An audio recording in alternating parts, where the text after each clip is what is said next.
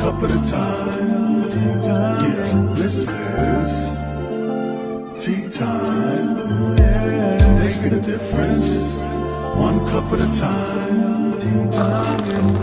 So be sure to grab your tea, grab a seat, and tune in to Miss Liz. Tea time, making a difference, one cup at a time. Tea time, yeah. Tea time, time, time.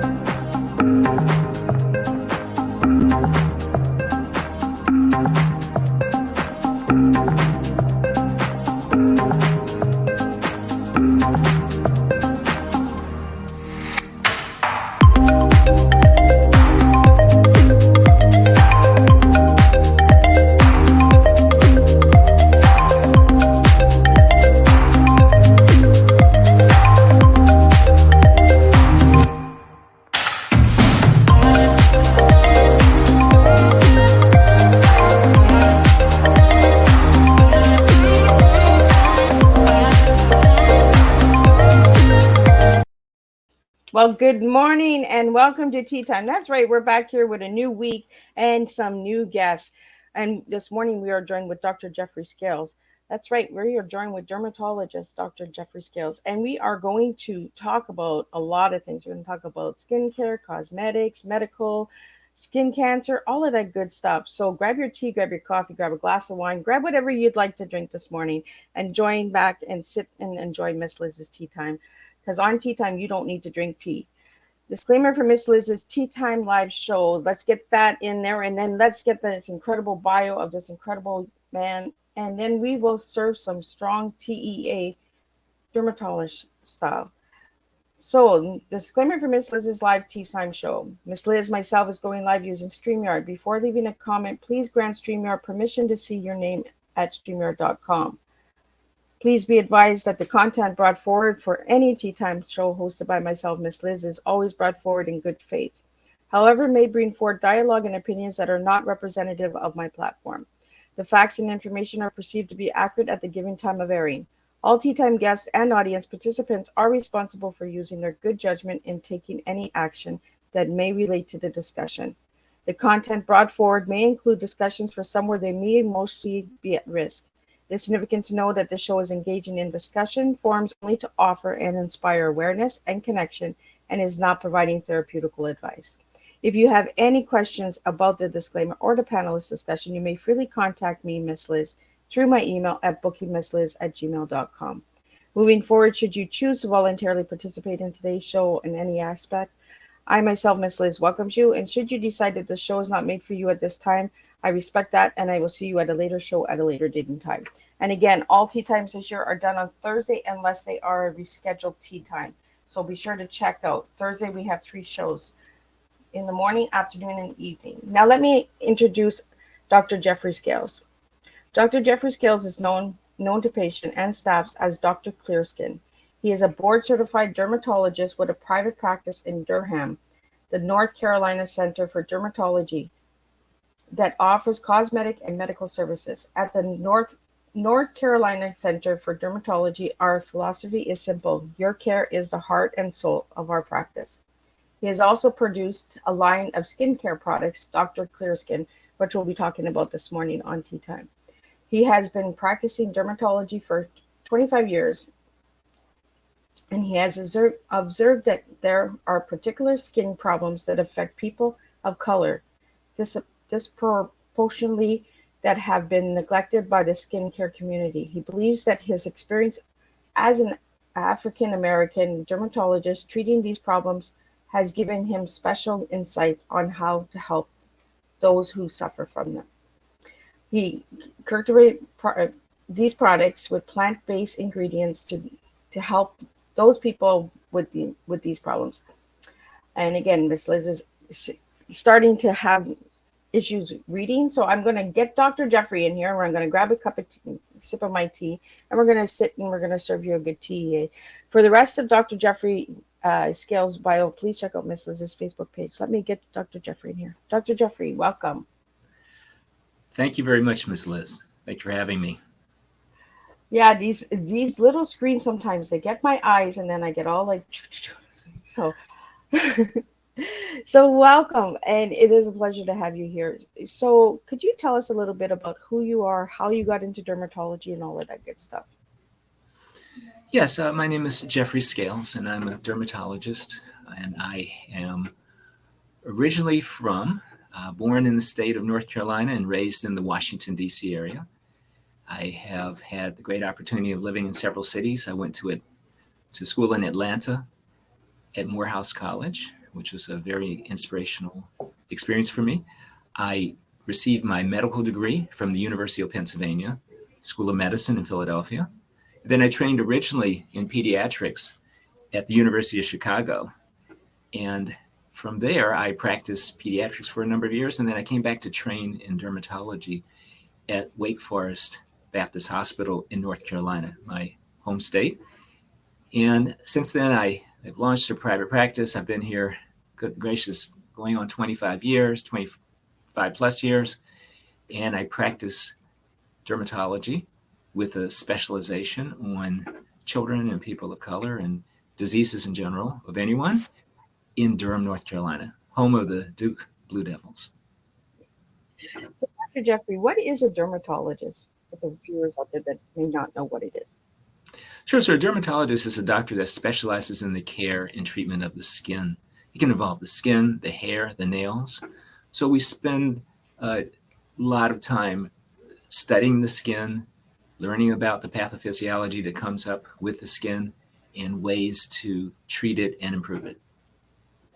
So, Dr. Jeffery, you mentioned that in your bio, Black African Americans suffer from skincare the most. Is there a reason for that? Perhaps you can rephrase that question. I don't think I understood it. Ask me that question one more time, please. Oh, okay. So in your bio here, you mentioned about the Black African Americans suffering more with the skin issues. Like, I'm guessing because they don't put sunscreen on, correct? No, I think I have to parse that question in a couple pieces. So we'll save the sunscreen part to a little bit later, but let's talk a little bit about what my thoughts were. My point in mentioning that is that the field of medicine in general has been a field has not escaped the realities of the society in which it's come from. So a good example I like to give is the field of OBGYN. Okay. Much of the medicine and the knowledge that comes from people who practice the field of OBGYN was performed on people of color, and particularly enslaved people of color. And as a result, knowledge was gained. But the focus that much of the medical world has had over the previous century or so has been focusing primarily on diseases that affect people who tend to have what we call lighter skinned people. There are diseases that are common the bulk of diseases are common to everyone, but they may have different appearances in people based upon how much melanin they have in their skin. And it's not necessarily a racial or ethnic issue. It has to do with a physiologic issue. It has to do with how much melanin a person has present in their skin. You could be from India, you could be from a Native American, you could be from South America, but people who have browner skin have had diseases that have, for the most part, been neglected by many of the established medical institutions. And so part of what I do is I work with people on diseases that sometimes are not always given as much attention as they might be in the medical community. So at your clinic, Dr. Jeffery, do you focus mainly on certain issues like skin issues, or is it? I'm happy to see anybody. Yeah, every skin issue is the skin issue I work on. So if they have things I can work with, and I can work with any of the diseases. We have if you were to sit in my office and look at our waiting room, it reflects the community under which I serve. And so you have a wide range of people, disproportionate number of children, and the diversity that exists around our community in a city like Durham, which is a reasonably cosmopolitan city in North Carolina with several institutions nearby. We have a very diverse looking population. I would dare say if you look at many other practices, that may not be the case. Okay. Dermatology has not always been a field that has focused on being as inclusive for all people as it possibly could be. There certainly is the browning of America, and many of the diseases that present in certain skin types that are very light are going to appear different in skin that is darker. And having the knowledge and the insight, the desire to make sure that you're prepared to manage these diseases in the range of people in this country is what I focus on. I don't purposely select to have a certain type of patient that comes to my office. We just happen to be an office that is welcoming to everyone and encourages everyone, regardless of ethnic background or socioeconomic backgrounds, to come and to receive what we consider high quality medical care. So what got you into this field? Well, I was a pediatrician practicing for a number of years in Cincinnati, Ohio, and I liked practicing pediatrics.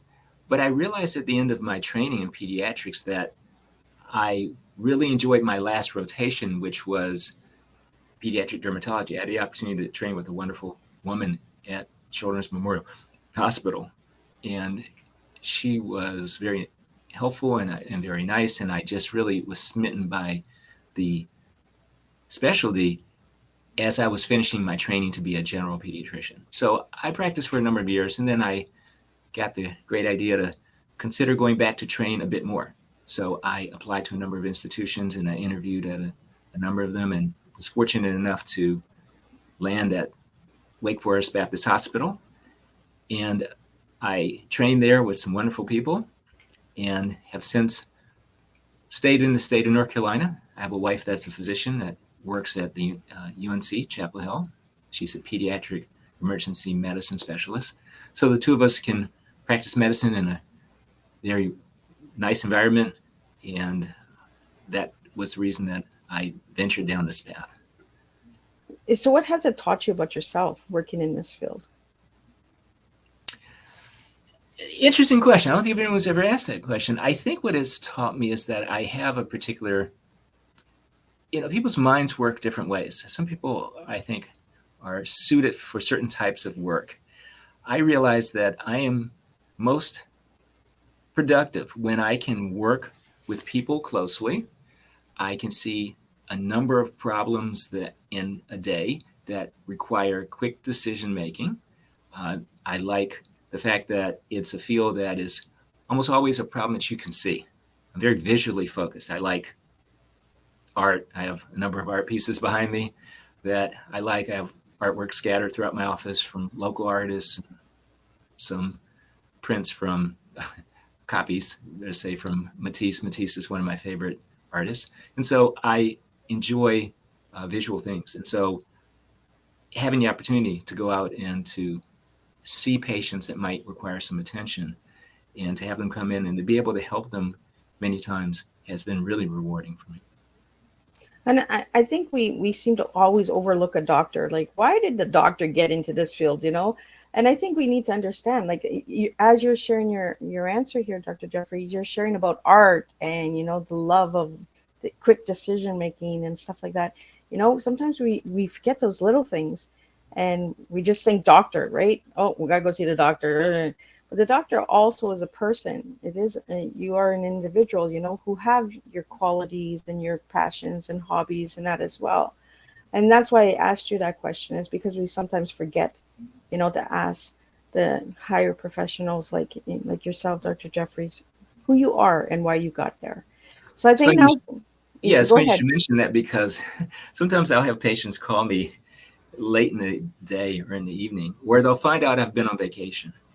And I was on vacation last week. I couldn't see you, but I can see you this week. And this, you go on vacation, as if all I do is sit in this office waiting for them to come and wait for them to make a phone call. So I do think it is funny sometimes. And you talk about vacations, and here I have that you've traveled quite a bit. You've traveled to Jamaica, Cuba, Punta Cana, Bermuda. So you like to travel those hot lands, correct? I like warm weather. That's why I live in North Carolina. If you don't like warm weather, it's not the right state for you. I've lived in colder climates before. I've lived in Chicago, Illinois, right on the lake. And you learn what cold really means. You learn words like lake effect snow, things like that, which you would not normally get if you were living, say, in North Carolina. Yes, I like to travel. I like to see different places. I do like to go and ski. I do ski. I've skied in Colorado and Utah, Arizona, New Mexico, places like that, West Virginia. So I do get out to cool weather places, but I like warm weather places most. I feel like it gives you the flexibility of being able to go out and see things. If it's cold and snowy, I generally don't want to go out unless I'm going to be skiing. So I've traveled some in Europe as well, and I will be going to Italy and Sicily in just a few weeks. So I spent time in, France, Italy. We're headed to, as I said, Italy again. Been to Germany, been to Austria, Salzburg, Austria. I absolutely love that city and that country. So I like to get out and see things. Yes, it's a great blessing. Canada was one of my favorite places. I've been to Toronto and Montreal. That was a wonderful trip. I love Canada when it's warm. Yeah, you don't want to come right now. Now it's cold. I went last night for a walk in the storm with my son and his girlfriend, and boy, was it cold. So yes, we walked through that storm. I love storm walking. There's just something really empowering about storm walking. You said storm walking. Is that, you mean you walk in the midst of a storm? Yeah, the storm is out there. It's blizzarding. It's blowing. It's cold, and we just walk through it, and we just show that we can get through the storm, right? So it plays with okay, that's a new word for me. I have done the same thing. I absolutely love, if it's snowing heavily, I love going out, putting my boots on, making sure I'm warm, and just walking as the snow blows. That's one of my favorite things to do. Now, we don't get to do it very much here in North Carolina, but now I know storm walking. Okay, I'm going to put that down as one of my hobbies. Yeah, it's just empowering, right? Because you do that walk, and you get home, you have your nice hot cup of tea or a hot cider or a coffee, and it just empowers the mindset that you've gone through. And there's a beauty to the snow in a way that's different than any other weather phenomenon. Walking in the rain is very different than walking in the snow. Snow is quiet. It's beautiful. Yeah. It calms the noise. It calms the mind. I just find it incredibly peaceful. I walk for miles and miles when it snows here. Mostly by myself, just relaxing the mind. It's a form of meditation. So I think it's a good time to ask you, Dr. Jeffries, if I ask you what your tea is, what 3 words would you give me today? Sure. So I was thinking about this, and you came up with tea. So I'll start with tea. Out of the word TEA, I'll start with the letter T. I think the word tea for me would be transition. And when I say that, you've asked me several questions about practicing medicine. Mm-hmm. But part of what you've heard me mention, both in my bio and in some of the things I've mentioned, is the importance of making sure that we empower, well, that's my E, I'll get to that in but making sure that we are moving our society towards a more just, fair, and equitable society. So I consider some of what I do as helping in a transition. My daughter's going to medical school at the University of Pennsylvania in July. And one of the things I have talked to her about medicine is that as a physician, particularly a physician of color, part of what you're doing is you're the fair arbiter. You're equalizing things that are not necessarily equal in society when it comes to medicine. So when a person walks in my office, they are going to be treated respectfully, regardless of race, ethnicity, gender, sexual choice, because all people deserve quality, non-judgmental medical care. And as I say, medicine, like any other business, specialty, calling, is a reflection often of the people who are from the society around it. And there are these health inequities that exist in our society for many different groups of people. I don't know if that exists in Canada. My suspicion is that it does, because it exists throughout most of the world. So part of what I do is I'm here to make sure that we can level some of the uneven playing fields that people have to play with out in society. So helping to transition our society, hopefully while I'm here, but it'll probably happen long after I'm gone, to a more equitable and hopeful and welcoming society. The E stands for empowerment. So I consider, again, providing healthcare as a way of empowering people to live their best lives, to maximize their options. If you're a person at home scratching and bleeding, as I saw a couple patients today who are unable to sleep, they can't live the lives that they need to live as a result of the diseases they have. So helping them to return to a normal life is really rewarding to me. And I think that part of what I'm doing is I'm helping that. Secondly, empowering people who are from groups that traditionally are not given as much opportunity. Again, I have a daughter who's going to be going to medical school, and she has gotten a wonderful scholarship and will be doing very well at the University of Pennsylvania. It's a Ivy League medical school, and it had the first surgical amphitheater, and it's very prestigious. And it's nice to see her follow in the same alma mater that my wife and I went to. But part of what I told her is that she has responsibility to speak to people and encourage people around her who look at her and see possibilities. I've had people actually bring their children to see me to say that, I want you to take a look at him because he's an African-American doctor. Because from where they come, that's not something that they have ever seen. And so they look and now they see possibilities. And so her responsibility, as well as my responsibility, is to remind people that you can do exactly what we have done and that the possibilities exist. And finally, A is advocacy. And I think that I've probably covered some of that in my first two letters, but I am an advocate and want to continue to be an advocate for opportunity for all, for equity for all, for good health care for all, and for the opportunity for people to develop in the society and to maximize their talents on an equal basis with anyone here. Oh, well, thank you for that. That's a really strong T, Dr. Jeffries. And I'm with you with that. You know, we have a role to play. We have to set an example. You know, we can give people the opportunities to believe in their dreams as well instead of shooting them down. So I want to really thank you for that, and encouraging your daughter to be that voice. You know, because we need to have that voice for the younger generation out there to say, you know what, if you want to be a doctor when you grow up, don't discourage a child. You know, say, you know what, go for it. You know, work hard for it, do it, be determined, you know, have the discipline. We really need to really encourage our children and the younger generation and all ages and all walks of life, you know, that you can do it if you put the work into it. You just got to put the hard work into it. So thank you for that message. Really appreciate that message. So I want to get into a little bit of the skincare products that you've created. What got you into creating products for the skin? Well, I am very fortunate to have had an opportunity to been exposed to a number of great skincare products and skincare lines over the years.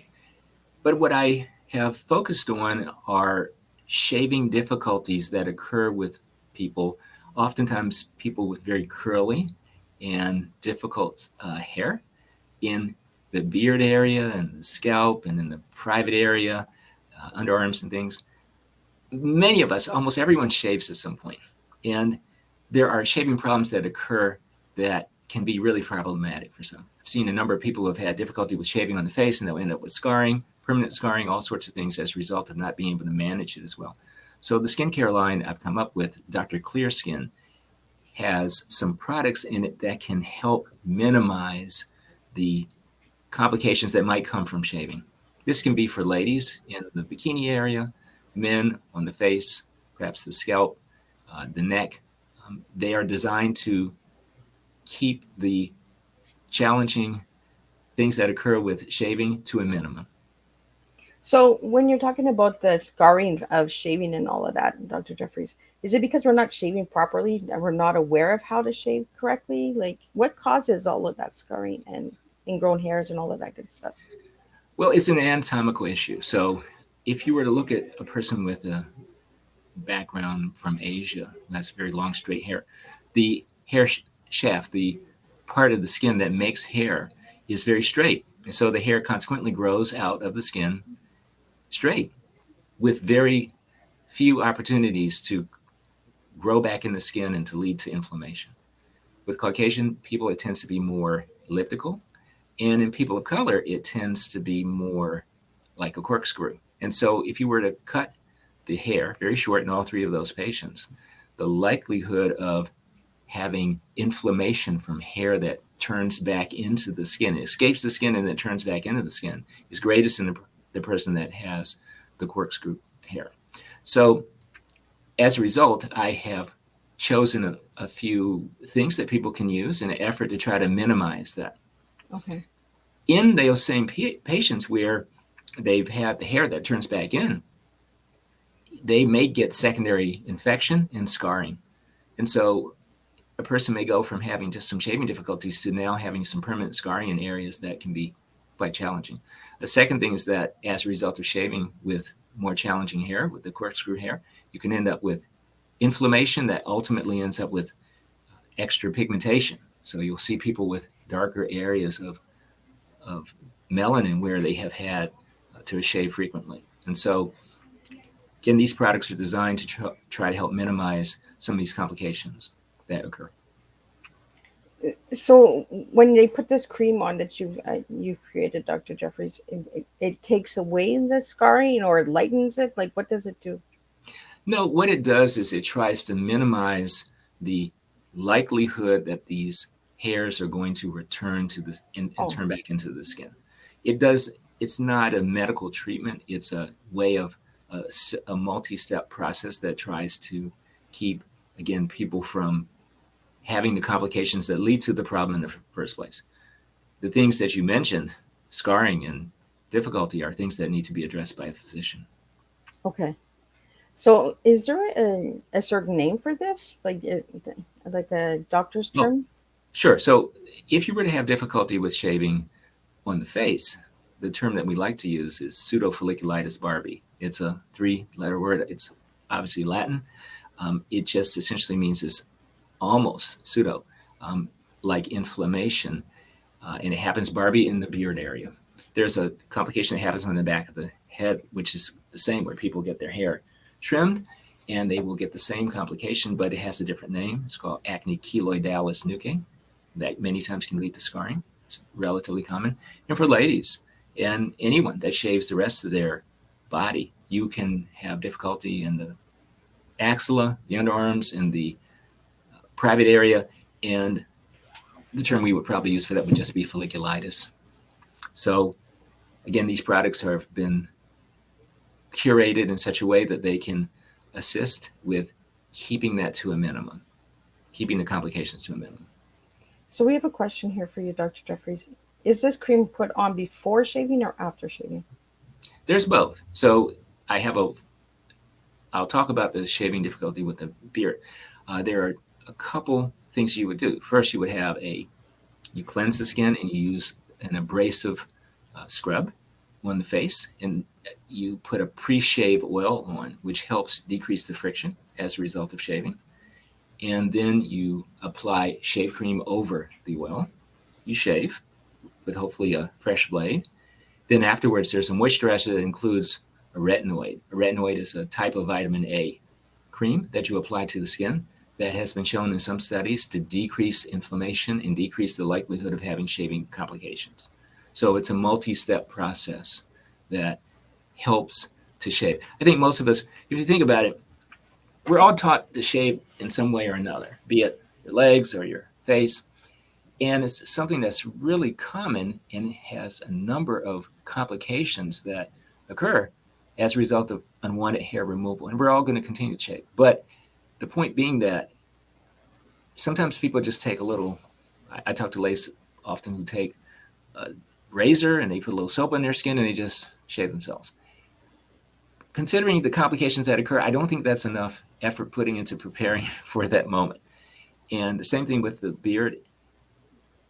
I'm not one that advocates many steps, but I think having a multi-step process to this activity of shaving will help prevent some of the problems that come as a result of shaving. If you think about it, you're taking a sharp blade and running it across your skin. What if the skin is not smooth? What if the skin is inflamed? What if you have some difficulty here from having had previous complications with shaving? It should be more than just a little soap or a little shave cream and grabbing a blade that you've used a couple times and running it across your skin, especially for an area of the body that's seen so easily. The face is seen by everyone. So I think it needs a little more investment of time and effort to keep you looking at your best. So we have a question here about hair under the chin for women. What causes that? Well, it's a normal phenomenon. I think it's culturally, for most ladies, is not considered something acceptable. We do have patients who occasionally will have some sort of hormone imbalance that makes them grow hair more than others. But I often tell my patients that if you grow hair well on your head, you're going to grow it well on other parts of your body as well. Typically, mid-20s, later, women start to grow more hair on their face than they did previously. And somehow, I think many of people have been led to believe that women don't grow hair on their face. They certainly do, and they always have. And there are ways to address it.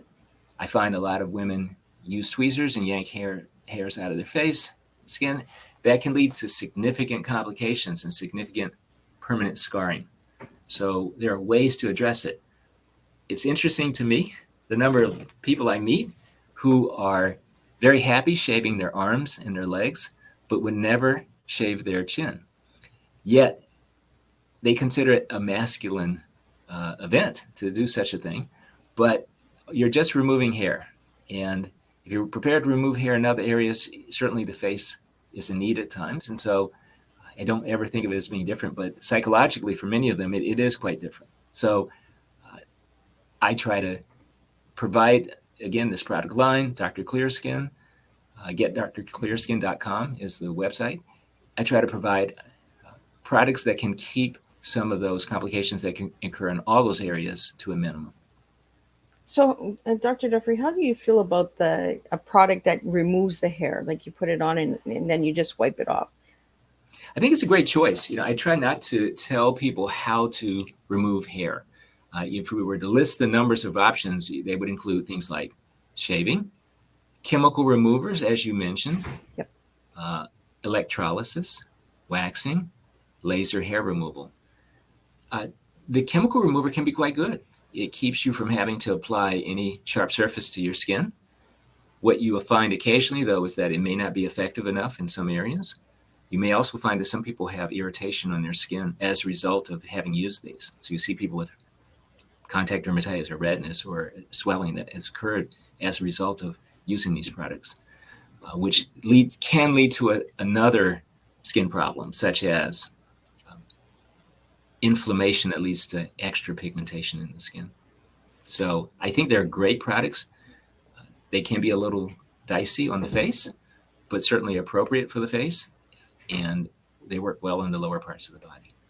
And how do you feel about waxing? I think waxing is a great choice too. You can develop some of the same complications. A person has to go somewhere else and they have to allow someone to apply this wax to their face. You can end up sometimes with some complications as a result of inflammation, or maybe the wax is a little too strong, or some of the components in the wax may be irritating or allowing someone to be allergic to it. So I think it's a great option. I have no problems with it. I think it can work well. So we have a question here. I'm guessing people are checking your website out. So what is the NCCD collection? Yes. So the name of my practice in North Carolina is the North Carolina Center for Dermatology. So we have some products that we highlight in the medical practice that's slightly different than the shaving products that we mentioned. So, for instance, I just happen to have here a bottle of sunscreen. You mentioned sunscreen earlier, if I can figure out how to Yes. use the camera. And this is a sunscreen I think can be good for many people. It can be particularly good for people of color. You may find that, certainly there are studies to support this, that while we talk about skin cancer and sun protection for the population in general, there are subgroups of the population that have not gotten the lesson that they need to consider using sunscreens as well. Sunscreens are important when you're outside and you're getting a lot of sun exposure. They don't look the same in everyone. So if I have a very light skin and I put on a really thick cream that looks very white, it's not very noticeable.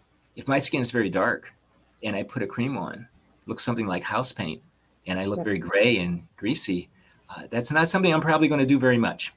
So I think consequently, many people of color have not considered using sunscreen. Secondly, we don't talk about skin cancer as often in people of color as we do in other people.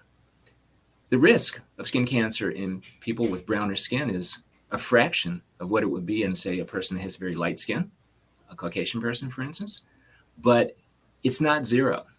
And when it occurs, it tends to occur at a later stage. I think oftentimes because people are not being screened appropriately. I think sometimes certain physicians are not considering it. And it certainly can look different in people of color than it might in a person whose skin is lighter. So I include among the collection a sunscreen. We have wonderful moisturizers and cleansers and scrubs.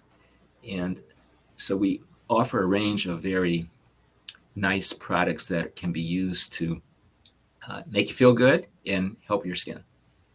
It's different than the Dr. Clearskin product line. So, Dr. Jeffrey, does any of your products have coconut in it? I don't recall if any of them do off the top of my head. I'd have to go through the list, but I am not aware of any that do right now. Well, that's good to know because I'm allergic to coconuts. Sure. Well, we would have some other things for you. You don't have to have coconut. So we have a question here. What are the symptoms of skin cancer? I think, skin cancer, it can be, I'll use the word skin cancer as an umbrella term. It involves many different types of cancer. Depending on where in the skin it occurs, decides how it looks, how it behaves. Many times skin cancer can be a spot that doesn't heal. That's a really common finding. A person will say, I've had this place on my face and it bleeds when I wash my face, and it's been that way for 6 months.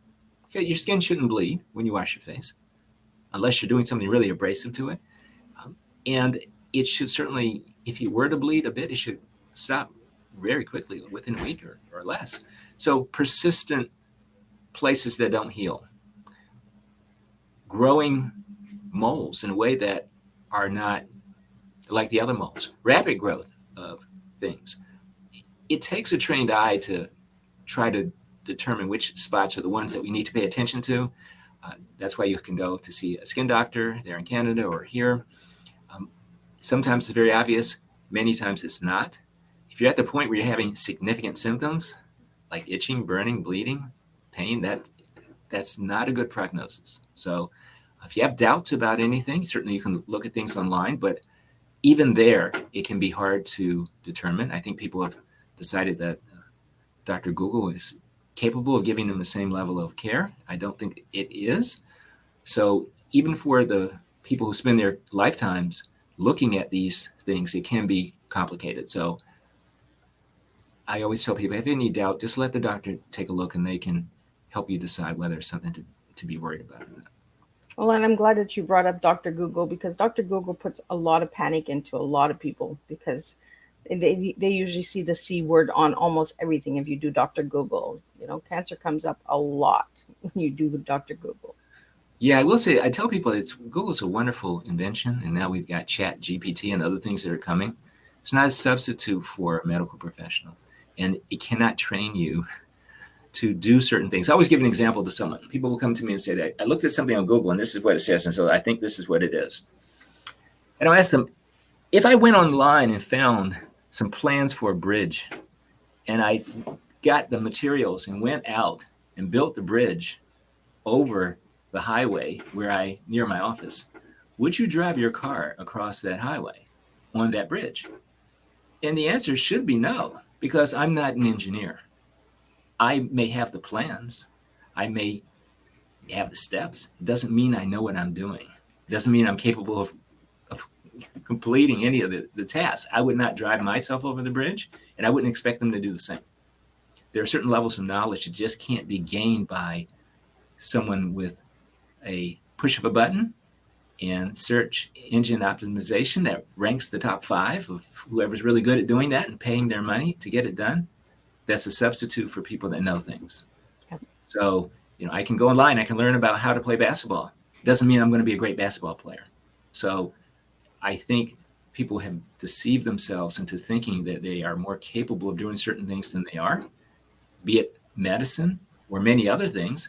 And so I think there's a degree of humility we need to have about what we're able to do, which we seem to have lost as a result of what we can see from a Google search.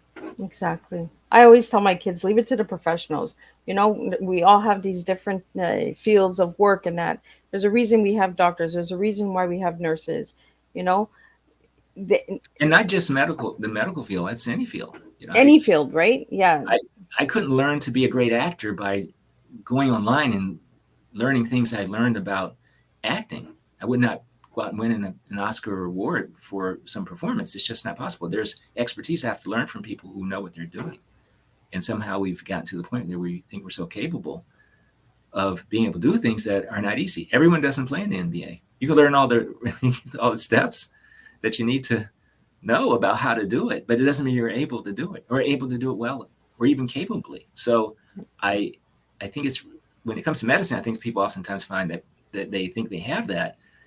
I would hope they wouldn't believe they're able to learn to do some of those other things I talked about, like to be a structural engineer or to be a pro basketball player.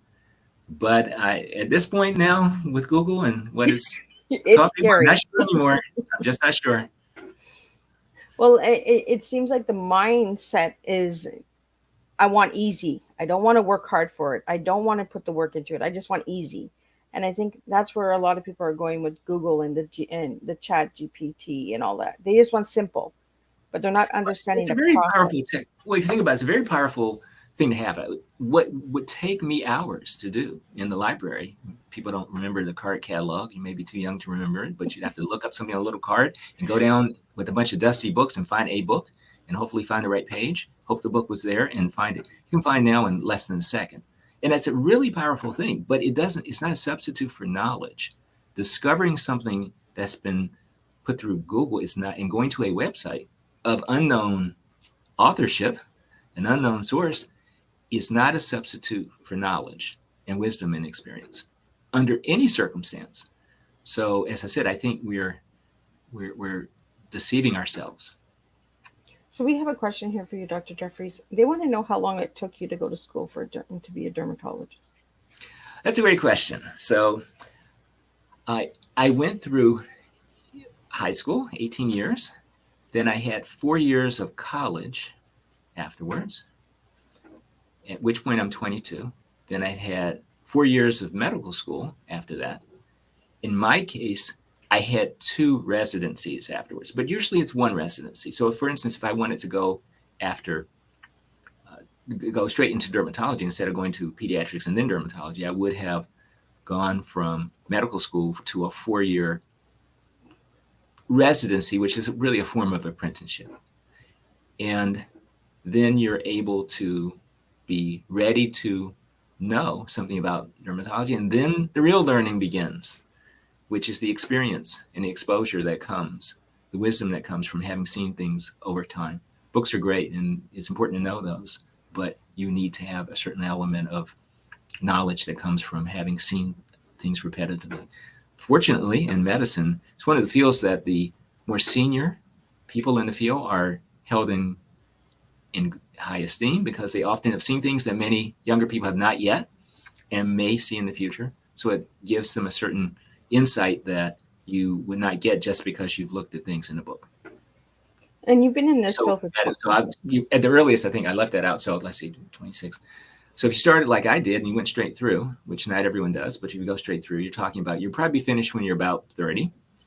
in my case, I took a number of years. I had another 3 years I added on top of the 3. So I had 6 years after I finished my medical degree for the 2 residencies I did. So I probably started practicing dermatology when I was about 35. Wow. See, it takes a lot of work, a lot of determination, and I'm sure it was not an easy thing to do at some times. Some moments you were like, "Oh my goodness, what am I doing?" You know. That's absolutely true. That's absolutely true. But what I've told people about medicine, I think medicine is one of these fields that you have to have a different perspective on life. You have to be prepared to invest a certain amount of time in the beginning so that you can have something that you want later on. I'm not saying there's anything, tremendously great or fantastic about it, but it's a field that requires you to have a different mindset. So as I've told my daughter, again, who's starting, she's 22 this week, I said, you'll have friends in a year or two who are out in the Caribbean while you're sitting in some cold library somewhere studying and paying a lot of money to do so in an effort to do things. You may start some of the phases of your life later. But when you do, you have some options that others may not have. You generally have to like what you're doing, or else it can be really hard. So you choose something among, specialties among the field that, or something you like. So I love listening to people lecture about dermatology. I go to meetings, I sit in dark rooms with slides and important people lecturing to me and others, and I could do that 8 to 5, 5 straight days. And afterwards, I want to go to the beach, or maybe I want to go ski, or maybe I want to go with my wife out to sightsee. I like to balance it. I may not spend the whole day doing that, but I find that really pleasurable. I love science, and I love math, although math doesn't come into this field. But there's also a beauty about the visual aspects of taking care of people that I really like. I think that's why I like art and learning about things like that. That's very much a right brain type of phenomenon. But I think of dermatology as a primarily left brain field, but there's a certain right brain aspect to it as well. Well, I think in dermatology is almost like art, right? Because you're removing and you're adding and you're putting the product, you're removing the product. It's like creating an art piece. Put a little bit of cream, add a little water, like you're playing with that. It's almost like you're doing your own masterpiece, right? It's a piece of art. It's the way we look at it in a different mindset. Like you said, Dr. Jeffries, we need a different mindset when we get into these fields. Sure. If you're very a person that needs quick feedback for anything that's not the right field. In fact, if anything, I discourage people for going into it. There are times at which there are people out living a life with children and homes and cars and businesses, and you are still working long hours at relatively low pay. And it may be hard to start your life a little later, particularly if you want to have a lot of children, depending on when you want to start. It may be a field that may make that much more difficult to do. So we have a question here. You've been in this field for 25 years. What have you seen in the changes in the 25 years of dermatology? Oh, I can go on for hours for that. So I think that some of the most impressive things, so I'm going to include impressive and noteworthy things that I have seen over the years, is that the introduction of a lot of new science into the field has led to treatments for people who had really debilitating diseases. I don't know if they do it in Canada. I assume that they do, like they do here, but you have all these commercials for various medications that they have all sorts of fancy names and things. But I remember when I first started in dermatology, there was a special treatment center we had for a disease called psoriasis. Psoriasis affects 2% of the population generally across all sorts of racial, ethnic, and gender lines. But we had what was considered a state-of-the-art treatment center there at the time. So a person would come and they would plan to be there about 3 weeks. They would live in a hotel and they would come in the morning at 8 a.m. and they would get all sorts of tar put on them. They would take their clothes off and stand in front of lights. They would have this little thing that looked like a little car wash that they would use on their heads. And that was state-of-the-art therapy. And they would do that day after day, 5 days a week. And they'd have to leave their families, leave their jobs, and engage in this. And that was great for them. It didn't cure them, but it made them better for many weeks. and they'd go home with some topical medicines and maybe some things they would take. Now you have medications that people can take that are injections and pills, but primarily injections you see on TV, where someone can have an injection done maybe once every 2 weeks, maybe once a month, maybe once every 3 months. That completely clears them. That makes it so that they can live lives that are no different than anyone else. It's not always perfect, but it can be very close. And that's stunning to me. That's just amazing to me that you have this level of science that can go in and target specific things and change that. That's also taking place with another disease that's really common called atopic dermatitis. Again, these are medical diagnoses that, again, I find very interesting, but we look at how they affect people's lives. There are people that can work now that couldn't work before. There are people whose joints are not being attacked by disease processes that are stopped as a result of these medicines.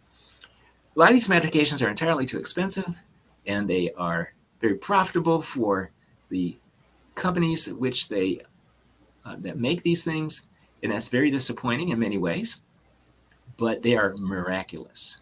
They are life-changing. They have changed the quality of life of thousands of people, both here in North America and around the world.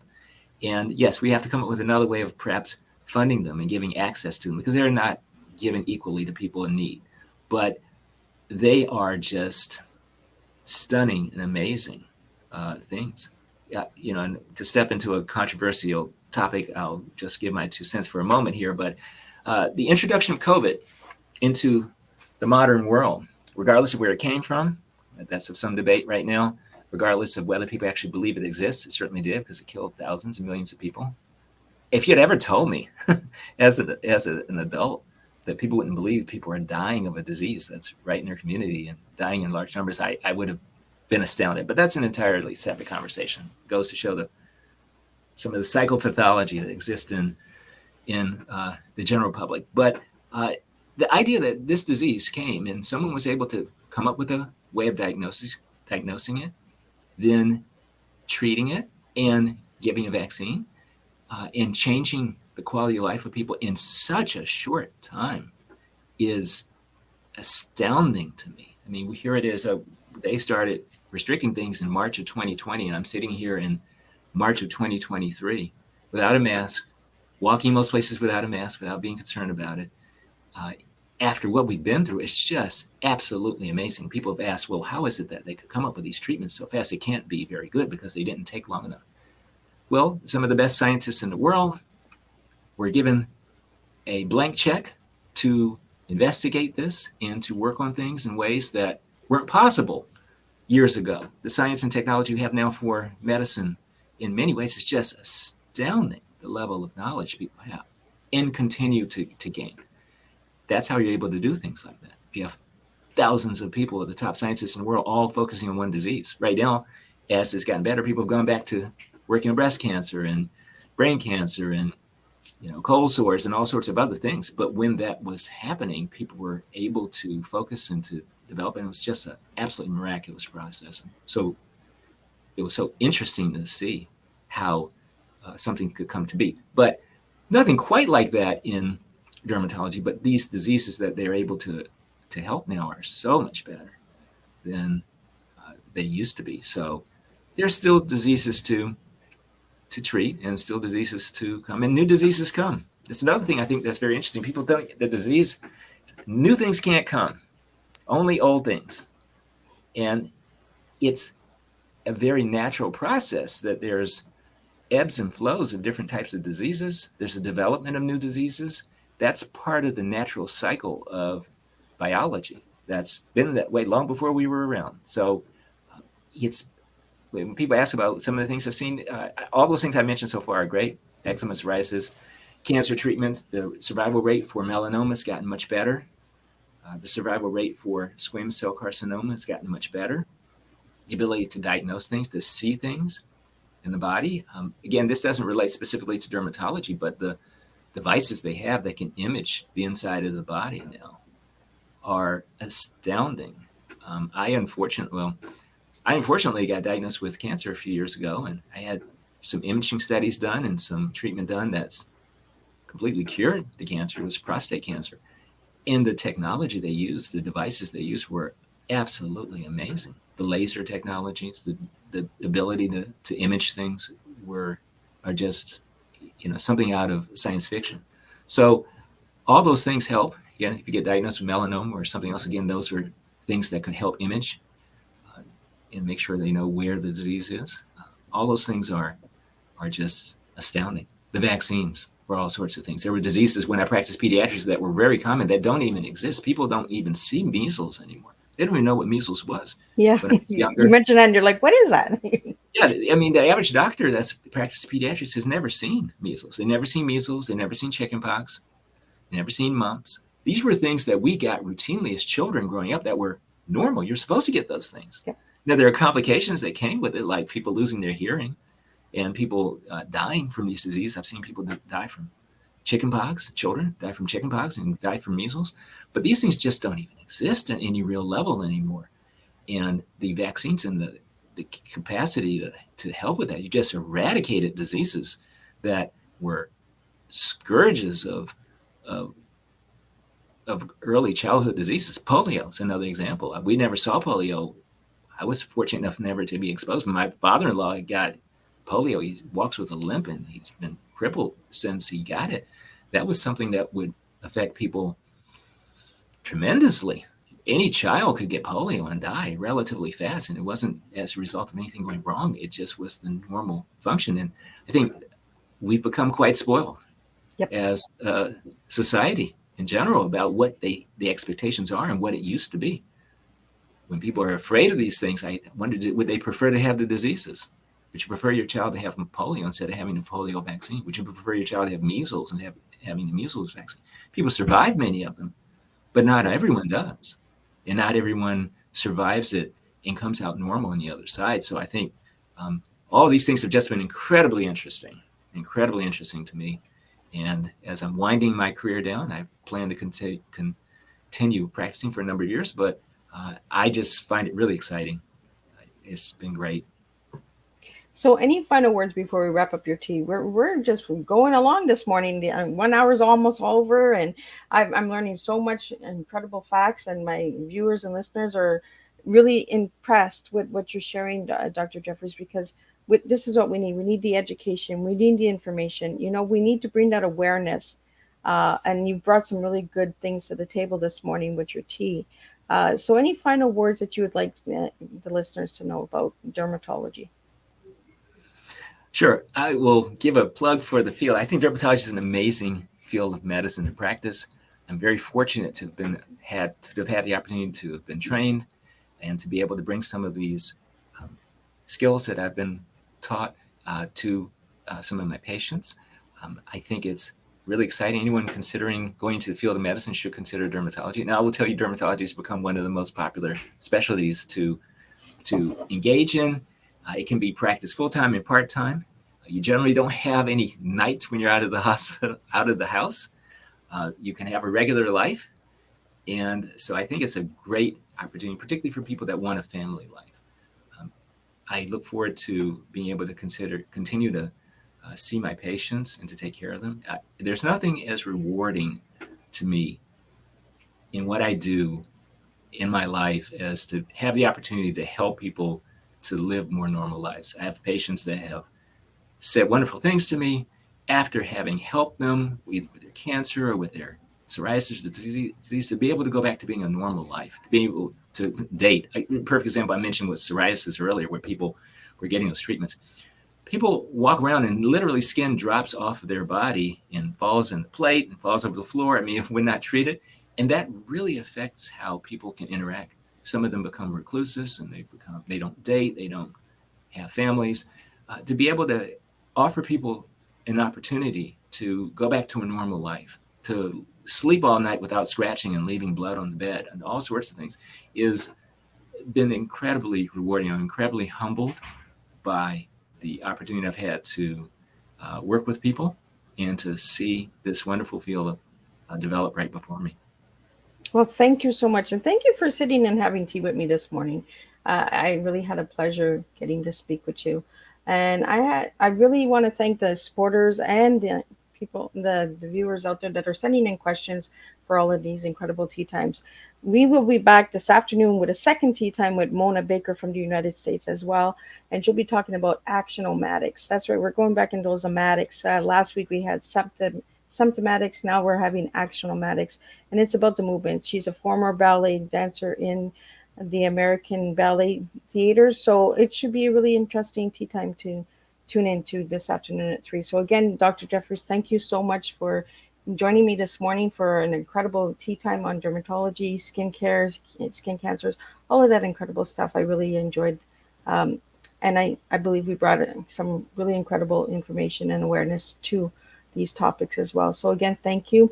Don't leave. I'm just going to wrap up the live, and then we're going to say our final goodbyes in the backstage. So again, thank you everyone for tuning in, and I will see everybody for a second show this afternoon at 3 p.m. Eastern Standard Time. Thank you.